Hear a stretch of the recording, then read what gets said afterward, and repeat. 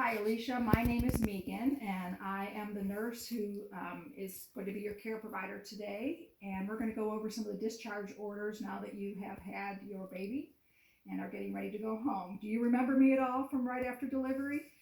A little bit. I don't think I was doing too well. This was a hard delivery for me. I just want to check your name band, and can you give me your date of birth, please? Yes, 1960. No, I would have to be Doesn't matter, just make up a date. 2017, 2000. Perfect. And can you give me your full name? Alicia Baker. Perfect, thank you. Well, when I left, you still hadn't decided on a name for your little guy. Have you and your husband come up with a name yet? I think we're probably going to name him Thomas. Thomas, what a sweet name. And have you started any of your breastfeeding practice with him yet? He does not want to hold on right now. He seems to be resistant. I realize, since I've already nursed 3 other children, that it might take a little bit of time. Okay, because I was going to ask, one of the questions I didn't see in your chart was whether you had breastfed your girls. I did. Okay. I did. And you also might be aware that babies can be a little sleepy in the first couple days after delivery. So have you felt like your milk is coming in yet? It's uncomfortable. Mm-hmm. Okay. So it must be coming, or is. Okay. So there are a number of resources that are available to you through the hospital. But we know that moms actually recover better and get back on their feet when they're at home as opposed to keeping them here. So in days past, it would be that the women would come in for a week of bed rest. We don't do that anymore. So I'm sure with your most recent delivery, you went home pretty quickly as well. Well, I have 3 little girls that I really need to get back home to assure that I'm okay and that they have a baby brother. Yes, yeah. Absolutely. And I'm sure they're excited to meet him because I have not known that they've been up to see him yet. Not these days. They haven't. With COVID, they're keeping things pretty careful in the hospital. Before we get started on the orders that I have from the doctor, do you have any questions or concerns straight away that I want to make sure that I cover while we're talking today? I am concerned because I did not have the same complications with my girls as I had with this pregnancy, and the hemorrhaging leaves me drained a bit. Okay. I know I'm older having them than when I had my first, so I need to know some of the things that I can do to build up my stamina. Absolutely. That kind of thing is concerning me. Okay. I want to know if there are some resources in the community that I can call on, particularly if I need them. If my husband is really pretty good, but I think I need to know that I have a backup. So can you clarify that a little bit for me in terms of resources? Are you talking about if you have concerns about your health or concerns about child development? Tell me what that is so that I can provide you the information that you would like. I have a feeling that I'm the kind of person that lays awake thinking of what could be. Okay. What might be happening to me, Okay. especially if I've got feelings that are different in my body than I've had before. That concerns me. Okay. And it concerns me, I guess my energy level, and maybe lack of sleep or ability. I might need some help. Okay.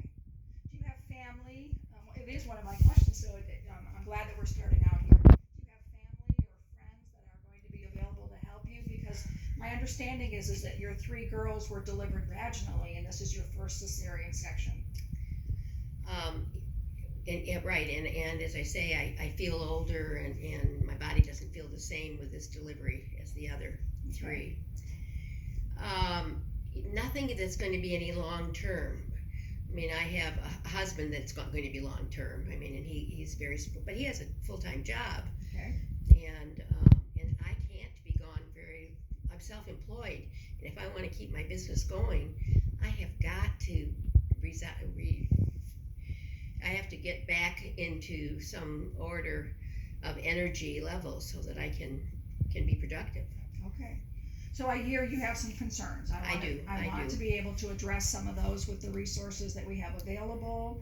And if you don't feel like those are sufficient, when we finish our conversation, then I can connect you with the social worker here at the hospital. And their department has a lot of linkages to the community. Then I can give you their contact information, or they may have a brochure or something that can help you as well. But I appreciate your honesty in telling me that you do have some concerns, because I don't want you to go home feeling unprepared. Well, and to be truthful, when I came to the hospital, I didn't have any idea that I was going to do anything but a vaginal delivery. Right. So a lot of this has just sort of hit me out of one side. You know, I'm not totally prepared. Okay. Well, let's see if we can try and give you a little bit of peace of mind about what supports there are for you and how you can take care of yourself. I'd appreciate that. So what I have for you is a discharge folder, and in here is a lot of information. We're going to go over some today, but I want to reassure you that everything that we discuss will be in this folder. And it's organized so that the things that are of most importance, like if there was a problem, that's going to be here on the left-hand side, and then the general information is here on the right-hand side. So because there's a lot of information to go through today, I'm going to divide our talk into two different sections. We'll do one, and then we'll take a break. I know you're going to try, the lactation consultant is going to come in. You're going to try and nurse little Thomas. And then I'll come back just before you leave, and we'll finish up. Does that sound okay to you? Sure. Yeah. And in general, when you're learning things, do you like to be able to read along, or do you like to have a discussion? What usually works best for you? I like discussions. I like a give and take where I can clarify things as they are being presented to me. Okay, well then I'm just going to tell you that this exists for you, and Okay. You maybe want to look at it in that time period between our teaching if there's things you want to go back. But before you leave, I'm going to ask you to review a couple things with me. So I'm going to tell you that up front. There's no test at the end, but I'm going to want you to review with me the warning signs when you should call the doctor if there's a problem. And I'm also going to want you to review with me how to manage your pain with the pain medications that are ordered. Those are the things that we want to make sure you feel very comfortable with before you leave the hospital today. Thank you. Okay. So the things that I want to go over with you in particular are your pain medications, and also ways that you can manage your pain that don't involve prescription medications, the things that you can do that we call like the ancillary or the other methods. We're going to talk about the incision care, where your cesarean section is, how you can take care of that. We're going to talk about nutrition because you're breastfeeding, the recommendations postpartum after delivery for activity and rest, when you can start having sexual intercourse again, and then when, again, as I mentioned, when you will have to contact the doctor if anything goes wrong. So those are the areas that we're going to go through. Are there any of those that you want to start in first, or do you just want me to go through the list? Going through the list is fine with me. I mean, we're going to cover it all anyway, so. That's my intention. Yeah. Okay. So the doctor would like to see you in the clinic in 1 week, and when I was in earlier getting your vital signs, I knew that you were on the phone. Were you able to make that appointment for the doctor next week? Yes. Perfect. Great. And do you have somebody that's going to be able to drive you to that appointment? I think my husband has enough leave time that he'll be, at least in the first couple of weeks, available, yes. Okay, so we have the first appointment taken Right. care of. The other thing that I saw when I was reading your chart is that you are a member of the Lutheran faith. Are you connected with a church here in town? I am. Not very active, but more with the children. So one of the things that comes to mind is often churches will do outreach for some of their members, and so it may be useful for you to contact the minister and see if there's any outreach that they could help with, maybe some rides to appointments or helping with the girls periodically. I don't know if you have friends within the church, but that might be something that you're comfortable with just to start with. I hadn't thought about that, but that would be something, and I do have some friends. Okay, so I'm going to start with the thing that most people are typically worried about, and that's pain. So there is a certain level of discomfort that comes from any surgical procedure that you've had, and anyone's had, and you've had surgery now that you weren't intending to have. And there's also discomfort that is associated with childbirth, and you've had 3 babies, so you know a little bit about that. But the general feeling in medicine these days is that the best way to manage pain is to stay on top of your pain as opposed to trying to chase the pain, as we say. So we keep the pain at a tolerable level, or discomfort at a tolerable level, and then we take the pain medications the least that we need to stay at that level of comfort. Does that make sense? It does. It Okay. does. So the doctor has prescribed for you 3 different pain medications. That's why I'll go over them with you again at the end. 2 of them probably sound familiar to you. One of them is acetaminophen or Tylenol, and the other one is ibuprofen, or sometimes called Motrin. Are you familiar with those medications? Oh yeah, they're just everyday over-the-counter medicines. So they actually are very effective in managing pain. And you may have used them for headaches or cramping or things in the past. The other medication that he has prescribed for you is Norco or hydrocodone. Have you ever used that medication before? Not needed it before. Okay, well that is an opioid analgesic, meaning that it falls into a particular class of pain medications. And we like patients to use that to manage their pain, and we like them to use it for the least amount of time that they need. So because you've had surgery, you have been getting Norco here in the hospital. And he's going to send you home with a prescription for that as well. Our recommendation is that you stay ahead of your pain. So well, you can take it, you'll take it as prescribed. And let me see what the order is for that here.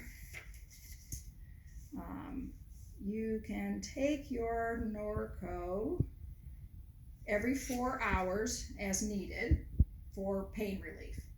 Okay, so in the beginning, I would recommend that you take the Norco every 4 hours for like maybe the first day. And so you may feel some discomfort, but we don't want you to feel significant pain. After the first day, you might try stretching out the Norco time period a little bit longer. Try 6 hours and see if your pain is still managed. If it's not, go back to the 4 hours. There's enough in your prescription to last several days of you taking the Norco around the clock every 4 hours.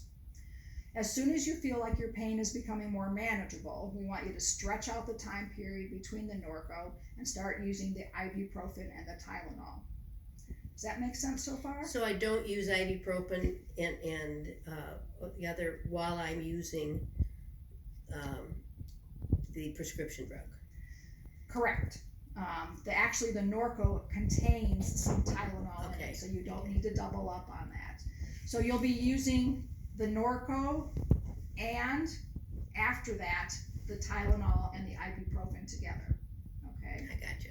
So each of them works a little bit differently. So some people like to use the ibuprofen and the Tylenol alternating.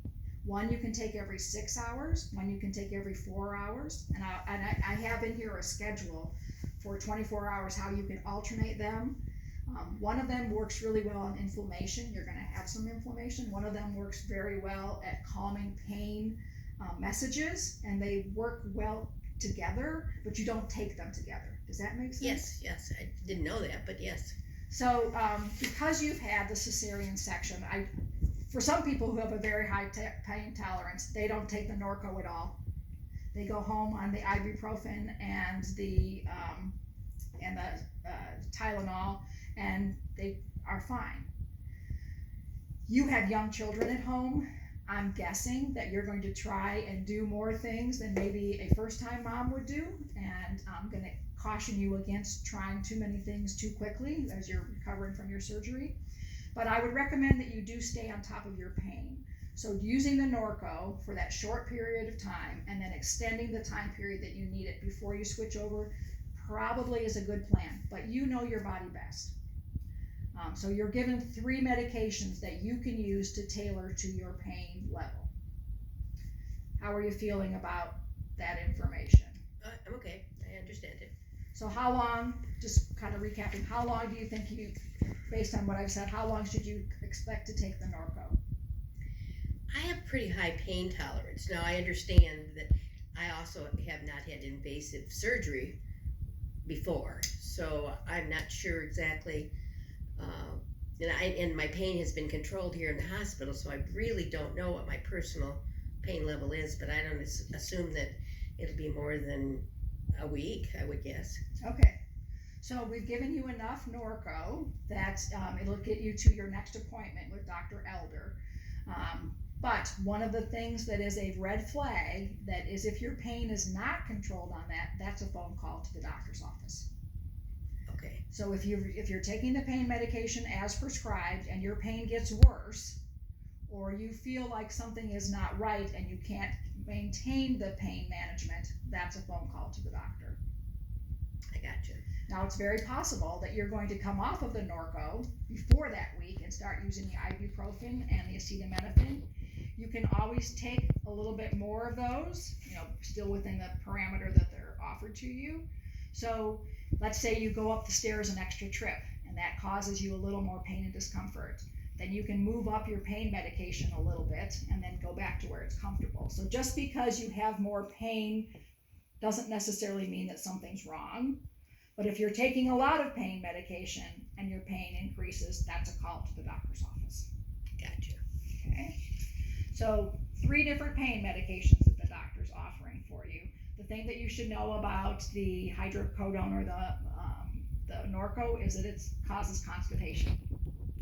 Wonderful.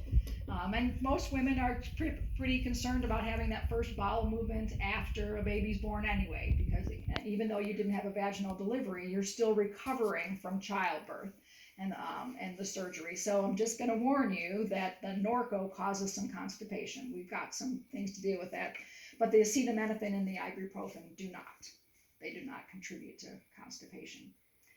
Because the doctor wants to make sure you're as comfortable as you can be, one of the other medications that he has prescribed for you is Colace. And Colace is a stool softener. So the reason that you're taking the stool softener is to help keep your bowels moving and to counteract that Norco. Okay. Oh, okay. So you'll be taking and those are probably the newest medications that you're maybe unfamiliar with, is the Norco and then the Colace. And then I'm really glad that you brought up in our first conversation that you're feeling a little more tired. So you did lose a lot of blood during the last half of your delivery. And because of that, you are now categorized as what we call anemic. And some people have a sense of what anemia is. Do you know what anemia is? I think it means that I have a high white blood count. Actually, anemia is too low of an iron level. Oh, it has to do with okay. So a white blood count, which you were saying, has to do with an infection, and your white blood count looks great. You have no signs of infection in looking over your labs today, but your iron level is quite low. And what happens is that iron is in your blood, and when you lose that blood, when you hemorrhaged, it took all that iron with it, and now you need to replace it. So the doctor has prescribed for you, the last medication is called ferrous sulfate, and that's an iron compound. And you'll be taking that daily, and you'll be taking that for quite a while because we got a lot of ground to make up for that iron deficit. So I have all of the prescriptions here. I'm going to go over them with you. But the medications that you're going to be going home with are the pain medications, and there's 3 of those: the Norco, the acetaminophen, and the ibuprofen. The Colace, which is your stool softener, and then the iron supplement. Got it. I understand. Okay, and we've called those all into the CVS drugstore that we have on file for you. Is that where you plan to pick them up? Correct. Okay. So there are other things that you can do to relieve pain besides taking a pill. Can you think of any things that when you're uncomfortable that you do already to make yourself feel better? A cup of hot tea. Mm-hmm. Mm-hmm. That sometimes will just calm me down, and putting my feet up sometimes just Excellent. Yep. I'm trying to think what else. And usually I'm so busy I don't even think about pain. Okay. We'd say that distraction is a really good way of countering pain, and a cup of tea can be a simple distraction, but also using relaxation techniques like circular breathing. And there's a handout in here on circular breathing. Some people like to use aromatherapy, a calming scent. Grapefruit is one that is invigorating. Vanilla and lavender are some that are calming if you're trying to distract yourself. Taking a shower. possibly a gentle massage. You can self-massage, or your husband can give you a massage. That can distract you from your pain stimuli. Listening to music, reading a book, or even simply changing positions. So sometimes if you're in pain on your side, if you lay on your back or you roll over, then you might find that that can reduce your pain. So what I'm trying to get across is you don't always have to reach for a pill to try and make yourself feel better. There are things that you can do without that. Okay? But again, I want to reiterate that if your pain increases suddenly or you're unable to control it, what do? Call the doctor. That's right. Thank you. Okay. We don't want you to suffer any more than you need to. I also want to talk about incision care, and then as soon as we go through the medications, how you should take them. Oh, there's one more that he ought for you. Then we're going to come back and I'm going to do nutrition and your activity levels and things after that, because these are kind of like the things that most people worry about, and the other ones are that they don't think about as much, and I want to make sure we cover all of them. So for incision care, you have a cut across your belly. It's not very big, actually. That little Thomas came out of a smaller hole than you might think. But it's gonna take as long as 6 weeks for that to heal. And you said you have never had any other invasive surgery before? No. Okay. So one of the things that we want to do is we want to make sure that your body is given the best chance to heal fully without any infection, and for that skin to knit back together really well. So part of that is seemingly strange, is that you need to rest that area, but you need to stay active. I don't think that'll be a problem. So in resting that area, we'd like you to place a pillow over your abdomen, over your stomach area, when you're laughing or when you're getting up, because you want to support that area as the stitches are healing and knitting back together. Okay? So when you're getting up and doing things, we want you to support that. Sometimes people will say if they laugh very hard, it's more comfortable. So if you're one that's going to watch a comedy movie, or if your girls make you laugh a lot and you feel tension in your tummy, just put a pillow over there to support it. Okay? Or when you cough. Coughing can sometimes be a little bit jarring there. We want you to avoid heavy lifting. Now, yesterday when the nurses were in here and you were carrying Thomas around, did they talk to you at all about lifting? I wasn't supposed to lift anything heavier than he is. That's right. Very good. They recommend that you don't lift anything heavier than the baby in a carrier. In a carrier. Mm-hmm. Carriers are heavy. No, they shouldn't be. I mean, the new fangled ones are actually quite light. I'm not talking about a car seat. I'm talking about this little carrier. Nothing heavier than that. And that you should avoid strenuous exercise, but we want you to be active. So in here is a sheet of gentle stretching exercises that you can do. And you're going to say, how is this exercise? But any movement of those muscles keeps your blood circulation going and things like that. But no strenuous exercise until you're fully healed. And we'd like you to limit the number of times that you go up and down staircases. So is your bedroom on a second floor or a first floor? Second floor. Of course, because that's where most bedrooms are these days. Mm-hmm. So that may take some planning to figure out that when you come down for the morning, that you bring down pretty much everything that you need for the day, and that you only go up maybe once or twice during the day or at the end of the day. So if people can bring things down to you in the living room, and then you're just going back upstairs to sleep, so napping and things like that. But running up and down the stairs actually can cause a fair amount of stretch on your abdomen. Okay. And then we want you to watch your incision for any signs of infection. Can you think of what that might look like? Pussy. Yep. Red. Mm-hmm. Swelled. Uh-huh. Okay. The only one that you didn't tick off on my list was a foul odor. So if it changes the way that it smells, the other thing that you might see is it might start to open up. So if the stitches start to come apart and open up, those are things that you need to let the doctor know about. So you hit all of those high points except for the foul smell. And because you know all of them, I'm hoping none of them happen to you. But when you come back to see the doctor in a week, he's going to look at the incision, and then when he sees you the next time, he'll do that as well. But it sounds like you already have a good grasp on what you're looking for. In terms of showering, everybody wants to know when they can shower and they can bathe. While your incision is healing, we don't want you to get into the bathtub.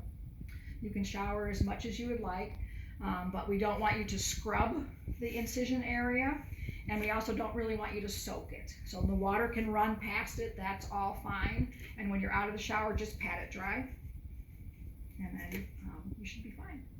No baths. No baths. No baths for a while. Wow, okay. Okay. We don't really want to soak the incision area because we don't want it to get too wet. With wound healing, one of the things that's important is that the skin try and keep the same level of moisture as if there was no cut there at all. And because it's open, water can stay there. And so we just want to keep it as normal as possible. Okay? You can take baths in the future, but just not until it's all healed. Okay? The other thing that the doctor is continuing, it's not a new prescription, is your prenatal vitamins. Particularly because you're breastfeeding, you're going to need some of those extra nutrients. So you'll be continuing to take your prenatal vitamin every day. And that usually lasts for 2 to 3 months, but Dr. Elder will tell you when he feels like it's appropriate to stop that. You're going to be taking your Colace, that's the stool softener, and you'll do that twice a day with a lot of water. Are you a water drinker? I am. Awesome, because then you're going to be miles ahead of most people who don't drink enough at all. But with the stool softener, you need to drink that with a full glass of water and drink a lot during the day. And that'll help your bowels move more easily. Well, also, shouldn't it help with nursing? Yes, absolutely. Yeah. You need a lot. So you need a lot of water anyway. Right. But you need it for a number of different reasons. Nursing is a prime one, but also to keep your bowels moving. The Colace actually should not be taken with food. On an empty stomach, it's better because it needs to be absorbed. Lots of times they tell you to take it just before bed, and then you get up in the morning and you can move your bowels. If you don't have a bowel movement in 3 to 4 days, you need to call the office. So with this on board for that time period, you should have a bowel movement. The iron, the ferrous sulfate, which is the iron, you're going to take that twice a day as well. And that one is to help you build up your iron stores, if you remember. I'm giving you a tip sheet here on anemia and some things, but you can also improve your iron stores not only with the medication, but with the foods that you eat.